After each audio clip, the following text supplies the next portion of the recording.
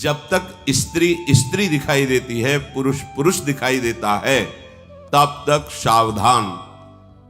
और जित देखूं तित श्याममयी है, मेरे प्रिया प्रीतम विराजमान। वास्तविक शब्द से नहीं, हृदय की स्थिति। अब वो भुना हुआ चना है, उसमें अंकुरण नहीं उठेगा। सावधान, ये असाध्य रोग है, असाध्य काम। हा वृंदावन, मेरे लिए उपाय कर दो जिससे मैं इस रोग से मुक्त हो जाऊं। क्या क्या उपाय? थोड़ा सा प्रेम का किनका मिल जाए तो ये इसकी औषधि ही है, प्रेम। तभी श्रीमद् चतुरासी जी के गायन का फल स्तुति में वर्णन है, भावजल निधि को नाव और काम पावक को पानी। चतुरासी जी का अगर रोज पूरा गायन होता है और सत्संग के शब्दों का श्रवण मनन है, काम आपका ऐसे शांत हो जाएगा जैसे अग्नि प्रज्वलित हो, पानी डालो तो शांत हो जाती है। काम पावक को पानी, प्रेम भक्ति का मूल स्वरूप चतुरासी जी का गायन। जहां प्रेम अंकुरण हुआ, काम जड़ से समाप्त हो जाता है। श्रीपाद ने इसी में कहा है कि जो श्री राधा किशोरी के चरणारविंद की अनन्य निष्ठा भक्ति से युक्त हो जाते हैं, उनके हृदय की ऐसी स्थिति हो जाती है कि और रूपों की तो बात जाने दो, भगवान के मोहिनी अवतार में भी सामर्थ्य नहीं कि उसे मोहित कर सके। तो आपको लगेगा कि कहीं बढ़ करके तो बात नहीं कर रहे। नहीं नहीं, बिल्कुल नहीं, क्योंकि मोहिनी अवतार तो देवताओं को भी नहीं मोहित किया, क्योंकि देवताओं को पता था मेरे प्राण प्रभु हरि हैं, ये हरि हैं, ये भाव था, इसलिए मोहित नहीं हो पाए और दैत्य सब मोहित हो गए। जो प्रियाजू के चरणों की दासता लिए हैं, तो सत प्रेम सिंधु मकरंद रसौग धारा, श्री स्वामिनी जी के चरणों से प्रेम रस धारा बहती है। वो जब हृदय में आती है तो ये सब कूड़ा करकट जो काम आदि है बह जाते हैं। इसीलिए श्रीपाद कह रहे, हे वृंदावन, हा वृंदावन, कुछ ऐसी कृपा करो कि ये जो काम वेदना है, ये मुझे आपसे, हरि प्रिया के चरणारविंद की रति से, विवेक से, वैराग्य से दूर न फेंक दे। गजब का आश्चर्यमय प्रभाव माया का है, गजब का आश्चर्यमय प्रभाव।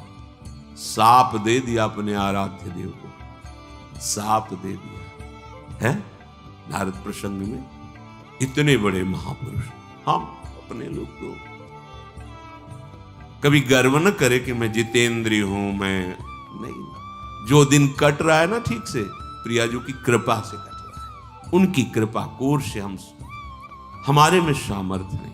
हा वृंदावन धाम, हा वृंदारण्य किन्नु में भविता, मेरा क्या होगा? आप कृपा करके ऐसा उपाय कर दो। अति वन वसति रशक्या, मेरी सामर्थ्य नहीं है कि मैं इनको जीत सकूं, आप कृपा कर दो।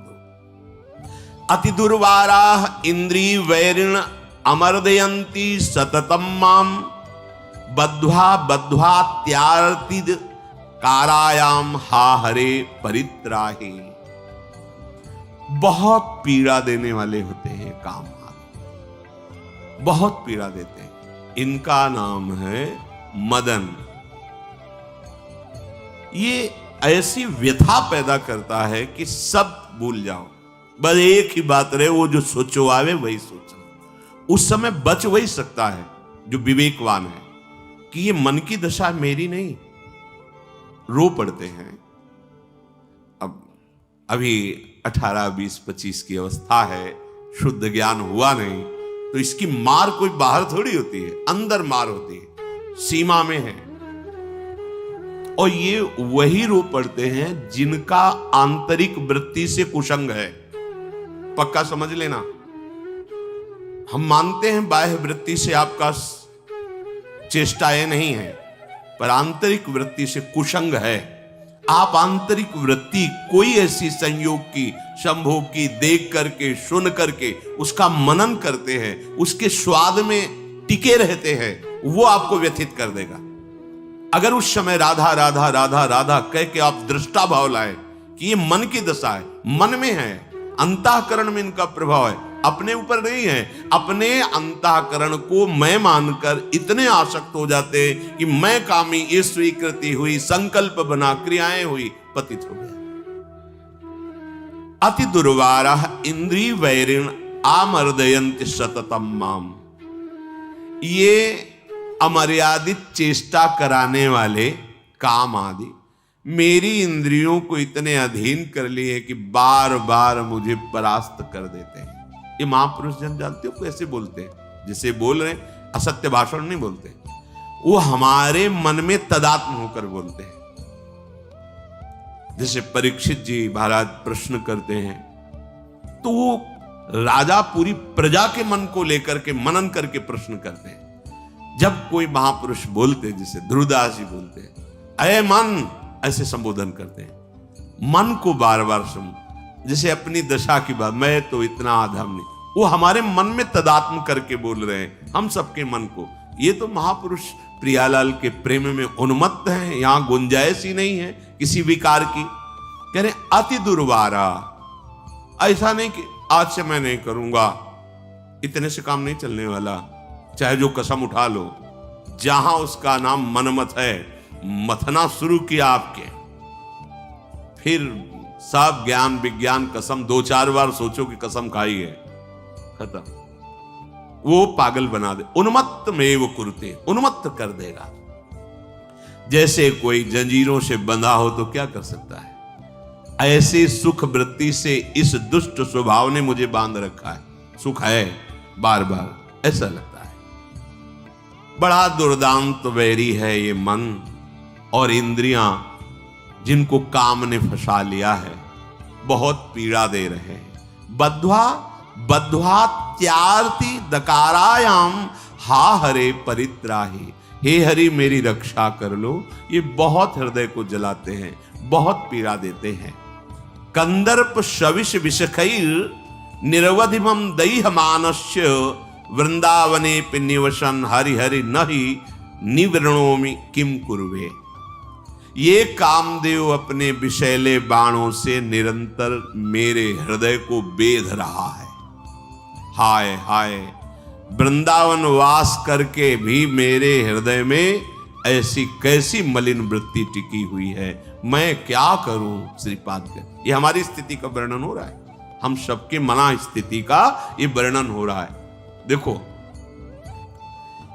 एक सूक्ष्म कमजोरी वृत्ति हमारे अंदर है, जिसको हम बहुत संभाल के रखे हुए हैं। भोग की आशा, एक बहुत अनुभूत बात कह रहे हैं, हृदय की बात कह रहे हैं। मिले तो हो सकता है भोगो ना, आपको कोई कहे हो सकता है आप मानो ना, भोग विषय की बात, पर आशा बनी हुई। क्यों? अब देखो, अंदर देखो, झांक के देखो, अंतर्मुख होइए, एक आशा बनी हुई। अभी कहा जाए कि ये भोग स्वीकार करो, आप ना कर दोगे, आगे कभी कैसे भी उस पर भरी आप ना कह दोगे, लेकिन आशा बनी हुई है। देखो ना, अंदर देखो, आस की पास नहीं तोड़ी जानी, इसे हम नहीं तोड़ पा रहे हैं। अंदर से परमार्थ पे चलने की चेष्टा कर रहे हैं, बहुत समय से विषय का सेवन नहीं किया है, अभी वर्तमान में दिया जाए तो हो सकता है ना सेवन करें, पर एक आशा बनी हुई। क्यों? पता नहीं। देखो हृदयों में, देखो हृदयों में, ये हम बुद्धि की बात नहीं कहते कि तर्क वितर्क आप करें, तर्क सत्संग तर्क नष्ट करने के लिए होता है। हृदय में देखो, बहादुरी जबान से कहने की नहीं है, ये हृदय की बात है, ये यहां युद्ध होता है। पता नहीं क्यों बनी हुई है। वेद विद्या पढ़त, कर्म धर्मन करत, जलप तन कलप की अवधियानी, चारुगत छाण संसार भटकत भ्रमत, आस की पास नहीं तोरी जानी। हम तो प्रणाम करते हैं उन गृहस्थों को जो अपनी श्री जी के शरणागत हैं, और जब वो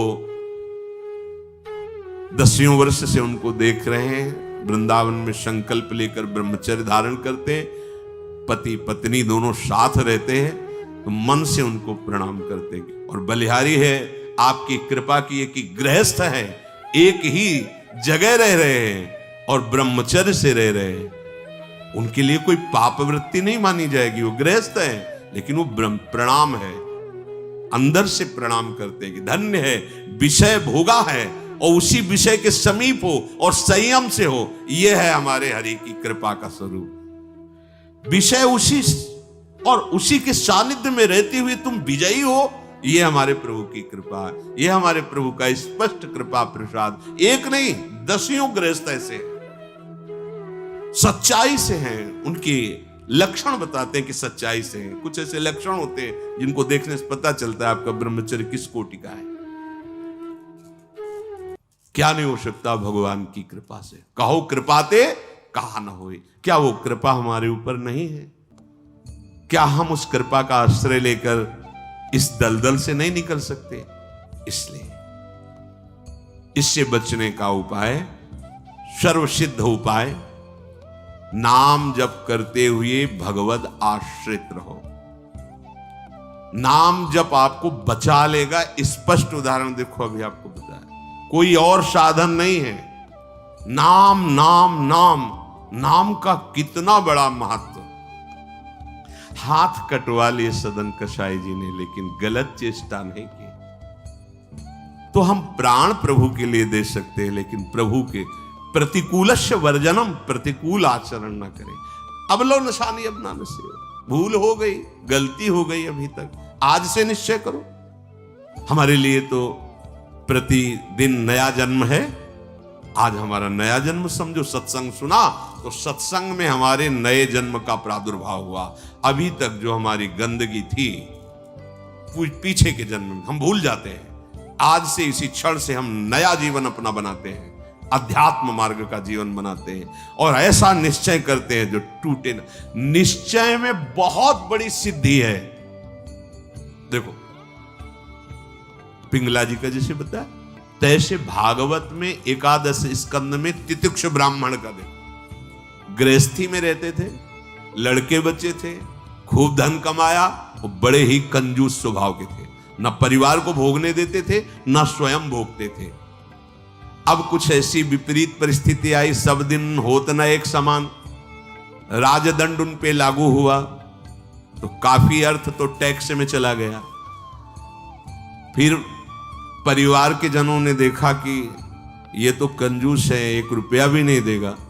वो लोग इधर उधर से हाथ मार के फिर आग लग गई।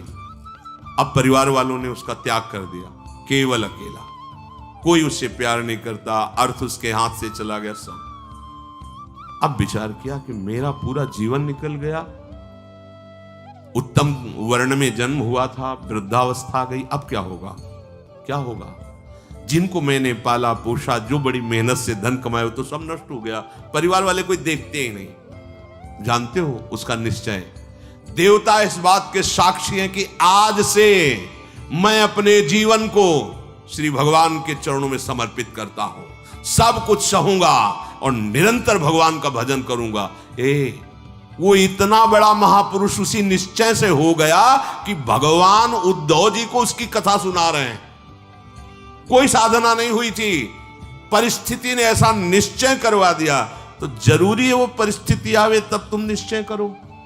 क्या सत्संग में तुम निश्चय नहीं कर सकते तो परिस्थिति का इंतजार करोगे कि ऐसी विपत्ति आवे, ऐसी ठोकर लगे, ऐसी दुर्दशा हो तब तुम निश्चय करो? अरे उसके पहले ही निश्चय कर लो तो दुर्दशा काहे को होगी। ऐसा नहीं कि उसका जीवन मंगलमय हो गया।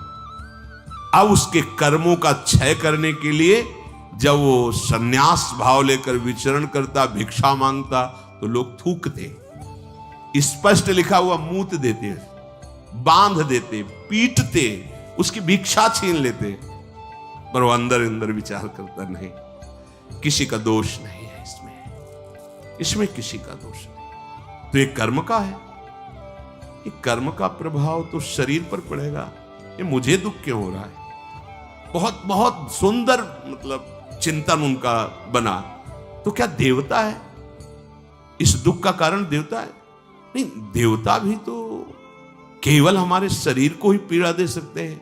मेरे को क्यों हो रहा है? काल नहीं, वो तो आत्मस्वरूप है, उसका भी प्रभाव इसी शरीर पर होगा। मेरा स्वरूप तो कालातीत है। तो फिर क्या है? ब्रह्म। हाँ, ये ब्रह्म है। मैं तो निर्विकार चिदानंद अल्यो अपने स्वरूप में स्थित हो गया, ब्रह्म बोध संपन्न महापुरुष हो गया हो। और तितिक्षु ब्राह्मण नाम से वर्णन किया है भगवान ने। इसलिए निश्चय में बड़ी सामर्थ्य है, हमारा निश्चय बड़ा ढुलमुल है। इसलिए प्रार्थना है, बहुत बड़ा मार्ग मिला है आपको, इसे भगवत मार्ग कहते हैं, अध्यात्म मार्ग कहते हैं। ये अंतिम जन्म वालों को मिलता है, जिनका आखिरी जन्म होता है। अगर चूक करोगे तो व्यर्थ तो नहीं जाएगा, पर और समय लग जाएगा। काहे कुछ समय बर्बाद करो, आज निश्चय करो। गोस्वामी जी कह रहे, देखो निश्चय, गोस्वामी जी बाल्यावस्था से भगवान में रत थे, ऐसा नहीं है कि वो भजन नहीं करते थे, ऐसा नहीं है। जन्म हुआ था तब बोले थे राम। जैसे बच्चा रोता है ना, तो गोस्वामी जी रोए नहीं थे, राम बोले थे, इसलिए राम बोला नाम पड़ा था। राम बोला, प्रकट हुए थे तभी राम। तो ऐसा भी नहीं था कि आसक्ति नहीं थी शरीर में या अन्य, ऐसा भी महापुरुष जन लीला दर्शाते हैं, वो हमारी हिम्मत के लिए। पत्नी में चित्त आसक्त था, एक दिन के लिए भी कभी मायके जाने के लिए अनुमति नहीं दी थी। और उसी पत्नी के मुख से जब ये बात निकली कि जितना तुम्हें इस शरीर में आसक्ति है, पूरी कथा अगर राम जी में होती तो जीवन तुम्हारा धन्य हो जाता। नेत्र को पत्नी रूपी गुरुदेव ने नेत्र खोल दिए। कहीं से भी गुरुदेव सावधान कर सकते हैं, कहीं से भी, बस कदम मुड़ गए। क्योंकि ऐसा नहीं था कि राम भक्ति नहीं थी, निश्चय कर लिया, अवलोन शानी। अब ये गोस्वामी जी का ही पद है, अब इंद्रियों के बस में हो के, नहीं नहीं, बहुत सही बोला। अगर ये स्थिति, ये आसक्ति राम जी में होती तो जीवन धन्य हो जाता। अब पायो नाम चारु चिंतामणि, उर करते न खसई हो, अवलो नशानी। अब समझ गए, समझ गए। अब हृदय से एक क्षण के लिए भी राम नाम नहीं छोड़ूंगा। और जानते हो, महापुरुषों में सर्वशिरोमणि हुए गोस्वामी तुलसी।